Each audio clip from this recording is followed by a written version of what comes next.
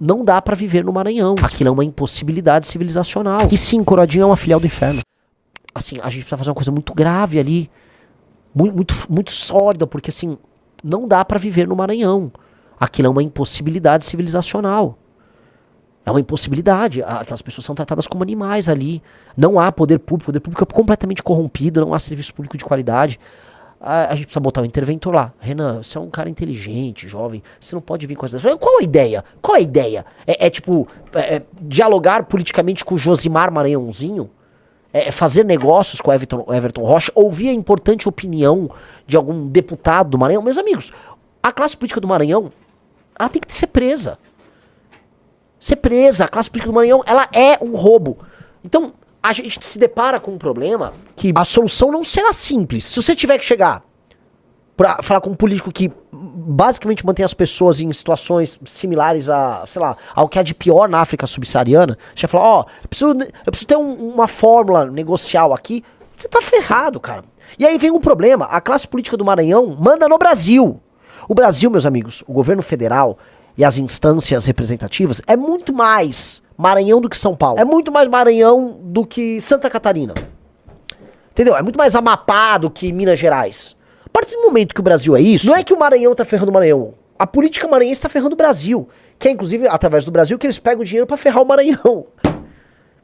Caramba! E aí você explica isso, você tenta explicar, e aí os políticos tradicionais estão presos no consenso de 88, eles fingem demência. Eu falei isso com esse político tradicional, ele parou de responder. Porque ele não tem. Ele tá tão preso na ideia. Tipo, imagina, a representação política do Maranhão é importante pra política nacional. Não é! Não é! O político do Maranhão é um câncer. Eu volto a falar. É tipo assim, eu tenho uma federação aqui no Oriente Médio, aí a Al-Qaeda tem um share aqui, a Al-Qaeda tem uma opinião. A Al-Qaeda não pode ter uma opinião. Assim como o Josimar Maranhãozinho não pode ter uma opinião. O Josimar Maranhãozinho e a Al-Qaeda tem que ser combatido, sacou? Não dá. Não dá pra um país sério ter, vamos dizer, um share representativo da Al-Qaeda. Assim como não dá pra um país sério ter um share representativo do Maranhão, do Amapá. Por quê? Porque a classe política de lá é um horror. Tem que mudar tudo. Eu tô propondo uma reforma administrativa que muda o sistema de incentivo. E não é que vai resolver completamente, nunca existe solução completa. Mas começa a mudar. Começa a mudar. E eu acho que no médio prazo dá ótimos resultados. E talvez dê certo. É a jogada mais séria aí. E vocês que são do Centro-Sul tem que apoiar isso como se não houvesse amanhã. Ou vocês apoiam isso, ou, meu velho, a federação não tem sentido. Essa bagaça tem que ser dissolvida. Porque eu volto a falar, se você tiver que viver num país em que a classe política do Maranhão apita, você tá lascado. Essa classe política do Maranhão, e quando eu falo essa, eu volto lá pro Sarney. Pode voltar décadas. Tem nada ali que presta, pelo amor de Deus. Aliás, passamos por Pinheiro, que é a cidade onde Sarney nasceu. E assim, me desculpem os grandes amigos de Pinheiro. A cidade é basicamente lixo e esgoto. E o urubu que chamava Zé? Cara, o Riso saiu pra andar, porque quem viu isso foi o Riso. O Riso saiu pra andar. Aí o Riso começou a filmar os urubus. Aí o Pedrinho, não, mas esses urubus, né? Aí um cara, não, eles estão sempre aqui. O Zé. O Zé, o cara identifica qual é o urubu. O urubu é tão recorrente que você começa a identificar que não, é que lá o Zé tem uma pena um pouco diferente do outro lá, que é o, sei lá, o Manuel. Os caras identificam o urubu, que o urubu tomou a rua ali. Já o urubu vota e vende o voto. O Riso encontra uma tartaruga no esgoto. Tava tendo uma enchente na cidade de Pinheiro, né, num valão de esgoto. Aí o valão transbordou, logicamente levando toda aquela massa de esgoto pra população que vai andar de chinelo sobre aquilo e adquirir mais doenças parasitárias ali.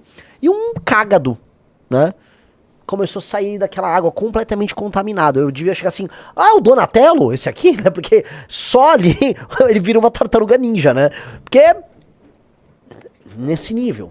Então, assim, aquela cidade, meus amigos, a cidade do Sarney, em geral, políticos, né, especialmente esses políticos coronelistas, eles têm um orgulho, a cidade que eu nasci. Aí ele manda um monte de dinheiro de maneira injusta pra aquela cidade só pra fazer autopromoção. Mas bem, nem isso. Não vou ficar mentindo, tá? E eu volto a colocar, a população que importa no Maranhão, eu fui, aparentemente, uma das pessoas mais pesquisadas do Maranhão nos últimos dias. Eu acho que foi a pessoa mais pesquisada no Maranhão nos últimos dias. E muita gente me conhece no Maranhão. Então, o meu recado pra vocês é o seguinte: quem tem o mínimo de dignidade, entendeu minha mensagem e vai levar a mensagem à frente. Quem discorda do que eu tô falando e mora lá, é aquela pessoa que é um prisioneiro, tá com síndrome de Estocolmo. Vocês sabem, síndrome de Estocolmo é o prisioneiro que se apaixona pelo bandido, pelo sequestrador. Né? Então tem um sequestrador, ele vai lá, tem uma relação ali, ele te mantém preso, mas às vezes ele é sedutor e tal. Aí você desenvolve um afeto por ele. Esse é o status de boa parte da população do Maranhão. Eles são apaixonados por quem torna a vida deles um inferno. É horrível, cara. Vocês estão entendendo que o caso do Brasil...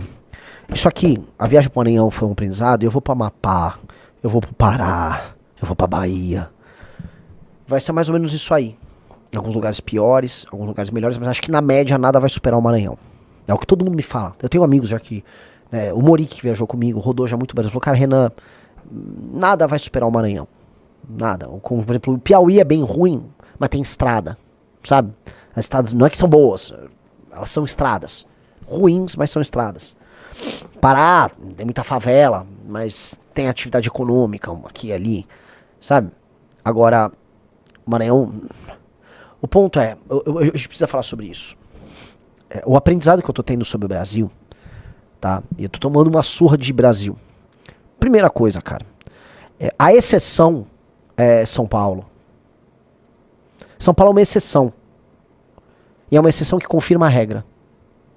O fato de São Paulo de cabo a rabo ser produtivo, tirando a região ali do Vale do Ribeira, nos obriga a falar o que aconteceu aqui. Porque o que aconteceu aqui é muito excepcional. Muito excepcional. Assim, São Paulo não é o Brasil. Eu saio de carro de São Paulo, igual eu já fiz, né? Fomos pra Piracicaba, tal, fui pra São José. Todas as cidades são produtivas. Então, assim, o desempenho, o desenvolvimento que nós tivemos aqui em São Paulo é muito excepcional e não tem nada a ver com o resto do Brasil. Não tem nada a ver, tá? A gente precisa colocar nesses termos. 2. Tive no Matopiba maranhense. Não há Matopiba, não há desenvolvimento do agro que resista à classe política do Maranhão. Porque é o seguinte, região de Balsas, o Gauchada chegou lá, região de Imperatriz, alguns gaúchos, mas veio gente do Brasil inteiro ali. Tem agro? Tem, tal, gera um PIBzinho legal, assim, gera. Mas a administração pública é tão ruim, que as cidades são muito ruins. Então, assim, mesmo ali tá sofrível. A galera desesperada por estrada, porque parece que assim, o governo do Maranhão não pode ver alguém trabalhando que precisa atrapalhar. Então o governo do Maranhão precisa gastar com bloquete ou comprar todas as páginas de fofoca do estado, mas nunca vai fazer uma estrada. Nunca, assim, é inimaginável você pensar que o governo do Maranhão vai recapear uma estrada. A gente rodou boa parte das estradas estaduais, o Rito vai lembrar, MA006, MA008, a gente rodou. Cara, aquilo não é estrada. E aquilo é uma estrada estadual. Como é que alguém cobra um imposto estadual? Pior, eles cobram o maior ICMS do Brasil. Eles são os maiores cobradores de impostos do Brasil. Como é que alguém faz isso? O maior problema é uma massa de dezenas de milhões de pessoas que vivem numa situação horrenda e elegem políticos horrendos, e esses caras montam um sistema, um aparato de expropriação de trabalho que não faz valer a pena viver aqui. Eu juro pra você que esta bagaça, com a chegada da inteligência artificial e quando os empregos de classe média do Centro-Sul começaram a desaparecer por causa da inteligência artificial, esta bagaça vai virar guerra civil. E eu tô falando aqui, o Brasil terá nos próximos 30 anos ou uma guerra civil ou todo mundo do Centro-Sul do Brasil vai embora daqui. Porque se não resolver essa bagaça, ou vai dar guerra civil, ou todo mundo vai embora, ou o Brasil separa. Tô sendo muito honesto. Isto não tem como ficar de pé. Não tem. Não há como ficar de pé.